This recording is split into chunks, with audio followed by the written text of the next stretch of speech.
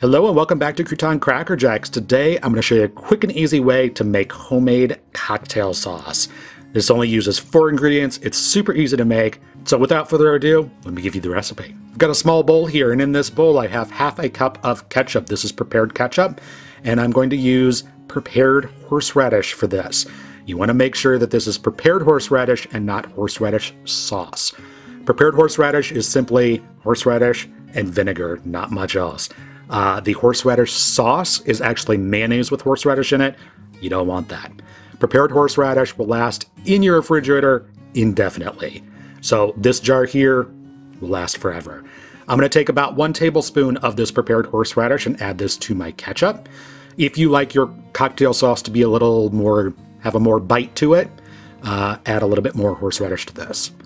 To this, I'm going to add in 1 teaspoon of fresh squeezed lemon juice. You can also use lemon juice if you would like, as well as 1 teaspoon of Worcestershire sauce, Worcestershire sauce. Go ahead and add that in. Using a whisk, all you're going to do is mix this together.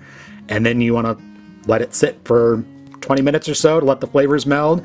And that's how you make homemade cocktail sauce. It is super simple to make, and this tastes just as good, if not better, than any cocktail sauce that you buy out of a jar. And because you're making it yourself, you can make it as spicy or as neutral as you like. So go ahead and give it a taste. If you need more horseradish, go ahead and add more. If you want some salt and pepper in there, go ahead and add it. But there you go. Homemade cocktail sauce couldn't be more easy. Serve it up with fried clams or fried shrimp. And there you have it. If you like this video, be sure to give it a thumbs up. I would greatly appreciate it. Follow me on Instagram and Facebook, where I post updates every so often. Subscribe for more deliciousness and keep up to date on all my latest videos. Thanks so much for watching, and we'll see you next time.